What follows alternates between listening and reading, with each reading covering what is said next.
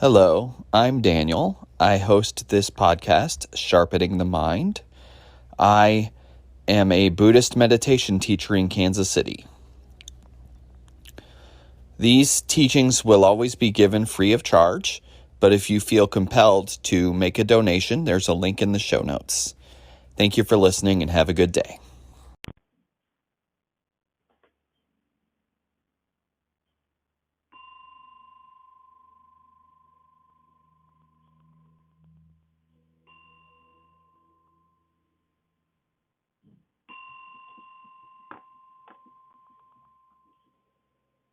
Hello, I'm Daniel. I'm going to tell a story today. This is from the collection called The Gateless Gate. This story is called The Buddha Holds Up a Flower. The Buddha Holds Up a Flower. So, this takes place during the Buddha's life, and the Buddha would go around and give teachings, or rather, usually people would ask him, hey, give a teaching, please, and then he would give a teaching. Often it was people would ask him a question and he would answer that question, but in this time and place, he had, and this was 2,500 or so years ago, but in this time and place, he had all these people around him, and sometimes in the afternoon, he would just go up before the crowd and give a teaching. And they really liked that. They felt it was really helping them in their understanding. So this one day, a crowd is around, and the Buddha goes before the crowd, and the people are excited. They think, oh, we're going to get a wonderful teaching. I'm so happy the Buddha's going up in front of us. We're going to get a wonderful teaching. This is going to clarify our understanding. Maybe we'll all feel better, be more mindful, be more compassionate. Maybe this will bring us a lot of wisdom. So everybody's got incredible attention on this figure, the Buddha. Some of them have been following him around for a long time, and they've heard a lot of teachings. Okay, the Buddha, after what we call his awakening, he taught for another several decades, another 50 or 60 years. So he has something that sort of separates him from some other spiritual teachers who maybe weren't teaching very long. He had a lot of opportunities to teach. He taught for a long time and that's why there are so many, well, it's part of the reason there are so many Buddhist teachings. So some of these people had been with him for a long time, and some of them were with him for the first time that day, okay? When he gave what's called the flower sermon, okay? So the Buddha goes in front of this crowd, and they're waiting, and they're happy, and they're excited, and sometimes, a lot of the time, he would give someone exactly the talk they needed, because that part of his genius was he knew what you needed and could tell you what you needed. So a lot of the time he could see someone who is wise but maybe unfocused and wild, and he would direct them to concentration practices. He would just know that was what they needed. Or he would see someone who's really focused, but their focus is toward the wrong things maybe, and he would direct them more towards insight practices. And then he could also see someone who's very good at concentration and wisdom, but maybe not very nice to other people, and he would direct them to heart-centered practices. So it's said that was his genius. He always knew what teaching people needed all the time. And that's what I say. I don't say the Buddha was not a spirit. He was not a special being. He was just a genius. He was just a very smart and wise person. And that's, I feel, important to remember, because we get caught up thinking about him too much and sort of worshiping him a little bit. So, but he was just a genius. He was like you and me, but really smart and wise. So, but more importantly, he made some discoveries that we haven't really actualized yet. So, anyway, the Buddha goes before the assembly, and all the people are really excited, because that's what he would do. He would just stand up and then start giving a teaching. Sometimes in the afternoon. This was an afternoon. Some afternoons he would just stand up and start giving a teaching. So he gets up before the crowd. Everybody's watching. They have incredible attention upon him. And they're waiting and they're eager, and he's taking a minute to get started, and so they're kind of a little bit anxious. And he pulls out a flower. He's got a flower in his hand. And everybody's like, oh, flower? And they think, is he going to tell us something about the flower?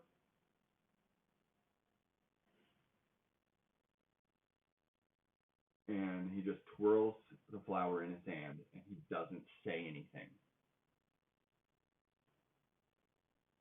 And enough time goes by that it's really awkward. And everybody's just looking at each other, and they're like, what the fuck? Where's our teaching, right?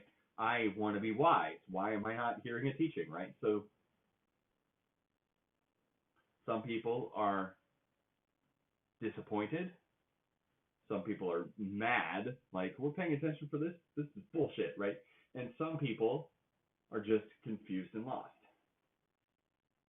They're just staring, and they're like, just spinning a flower. This is stupid. But one person in the crowd smiled.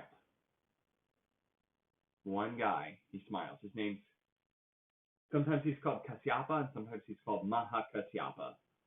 But and that's the same guy. If you see Kasyapa or Kasyapa, that's the same guy. But he just smiled, and that's it. And this guy, Kasyapa, he was known as a very wise student of the Buddha. He was someone that had a lot of respect. And actually, later on after the Buddha's death, he sort of convened the council that tried to figure out what the best teachings of the Buddha were and try to collect them. So he was important, and he would go on to be important. But anyway, he smiles. And the Buddha says, he's got it. And then the Buddha leaves. The Buddha said more than he's got it, but I'm paraphrasing here. But the Buddha says he's got it, and then he leaves. The teaching's over. So when I first heard this story, I thought it sounded like real nonsense, right? It's really weird, right? Twirling a flower? But this is what happened.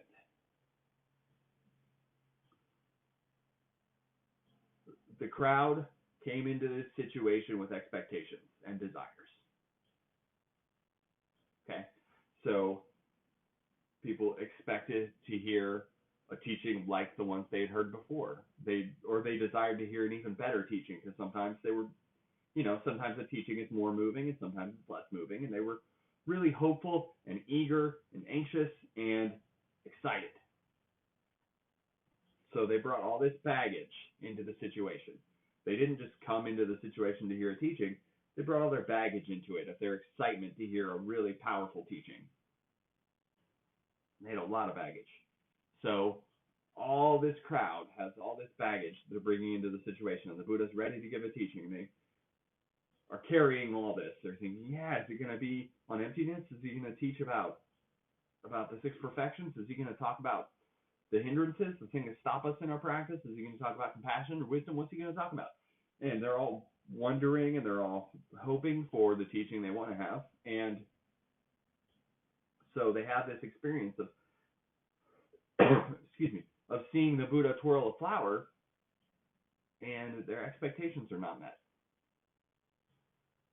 Their expectations are not met. So they react to that. They don't like it. Of course, we don't like it when our expectations aren't met. We don't like it. And so a lot of them are like, I came here for this. This is stupid. But not Kasyapa. Everyone else sees the twirling flower and gives a whole lot of thought to what they're not hearing, which is the talk they wanted and expected. They give a whole lot of thought to that. They're either thinking about teachings they've had before, or they're thinking, is this what things are like now? I'm going to leave, right? Or they're thinking, this guy maybe isn't that wise. They see the twirling flower, and they're having all these thoughts. But Kasyapa sees the twirling flower, and he just sees a pretty flower. I'll say that again. Kasyapa sees the twirling flower and he just sees a pretty flower and he smiles. Because what's he not doing? He's not bringing any baggage into the situation. He has no expectations. He has no wishes. He's not anxious.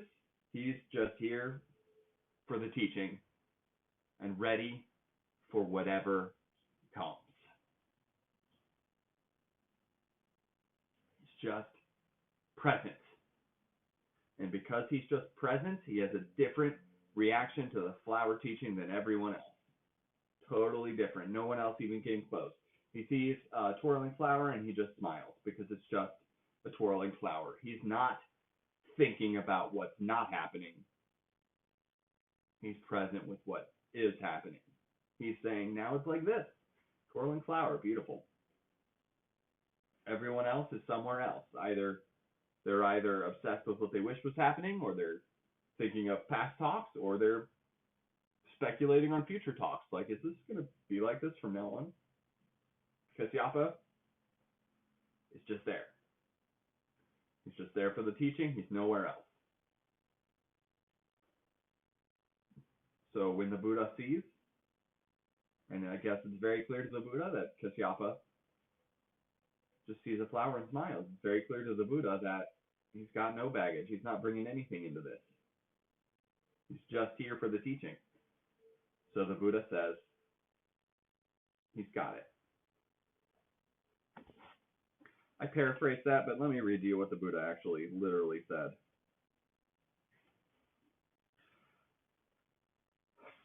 I have the treasury of the true Dharma I, the wondrous mind of Nirvana, the true form of no form, the subtle and wondrous gate to the Dharma, the special transmission outside the scriptures, not established on words. I now entrust it to Kasyapa. That's heavy, right? So he's essentially saying, like, this guy has the same thing I do. This guy has the same thing I do. They could have, history would have gone differently if it was declared Kasyapa was the next Buddha or whatever. But that's not how things went. But Kasyapa is credited as the student that the Chan or Zen Buddhist tradition comes from. That is, Kasyapa had a student, Singsan, and Singsan had a student, and he had a student, and he had a student, on down to the modern era. There's a lot of speculation that is a creative story, but we can learn a lot from it, whether it's literally true or not. So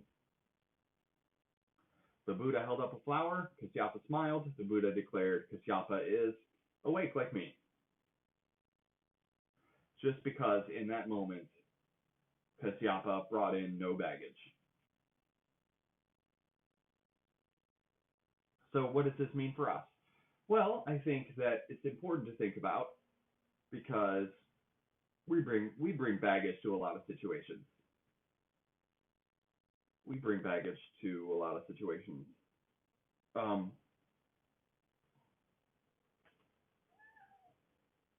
Without giving too much details, one of my kids, another kid was mean to him a long time ago, and he took it very hard. And to this day, sometimes, if a kid is mean to him in exactly the right way, it's like he's back there and he's upset. Even though it's not exactly the same, it's really not the same at all, but still, that baggage, he's holding on to it, right? He's holding on to it, and it's just stealing his joy. And it's very sad to watch. But that's the thing that happens to us, too. If you've ever, a lot of people, especially around relationships, people carry a lot of baggage, and they think, well, I was hurt. I couldn't trust this person. How will I trust again, right? I couldn't trust this person, so now I'm not trusting. And it also happens around jobs too. Like this, my boss here was a jerk to me, and I'm always holding on to that, expecting the other shoe to drop, expecting my boss to be a jerk at some point, right? We carry that kind of shit around, and sometimes helps. Well, I don't want to say it helps. I do want to say we should learn from the past, but not live there. We should learn from the past, but not live there. So we need to remember things that were problematic for us, but at the same time, we don't want to project. We don't want to carry that around so tightly that when it's not even happening, we're so afraid it's going to happen that we're upset. Because that's a tendency we have. We carry so much baggage and expectations, and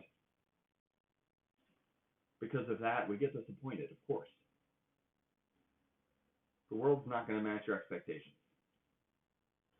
The world's not going to match your good expectations. It's not going to match your bad expectations. It's just not. The world is just going to unfold, and we just have to be ready to meet it however it is. We just have to meet it however it is. The best thing is if we can see a twirling flower and just see a twirling flower. Just see a twirling flower. Just be, we say things like be here, you know, and it's kind of silly because here is where you are, whether you know it or not. Here is where you are. There's nowhere else to be. But still, our brains are crazy sometimes, and we are mentally not present, even though physically we're obviously present. And Kasyapa in the story was just there, and everybody else was not. So that's what we have to take from this, is can we learn how to be present? And can we learn how to put down our baggage, or at least stop holding it so tightly? Stop obsessing about the past or about our wishes for the future. Because things are just going to happen. And we can work toward the things we want, but ultimately the world is unpredictable. The world is unpredictable. So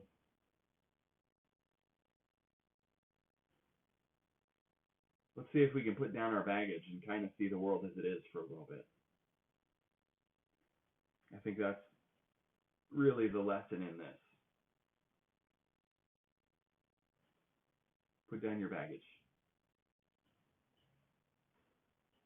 So that's it for today. Thank you for taking the time to listen to this talk.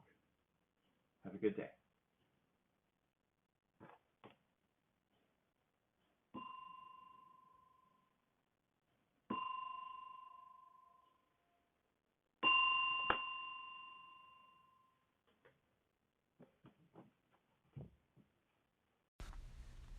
Hello, I'm Daniel. I'm the host of the Kansas City Meditation Podcast, and I just wanted to come on here and talk about Anchor.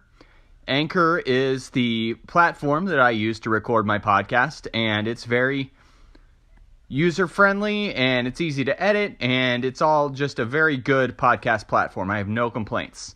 So I just wanted to create this little ad for them. Anchor is a one-stop shop for recording, hosting, and distributing your podcast. Best of all, it's 100% free and ridiculously easy to use.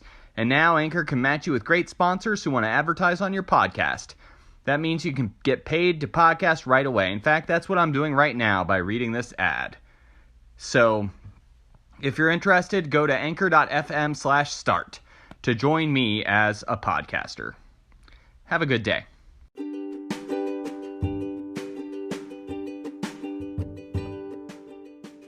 Thank you so much for listening. Have a great day.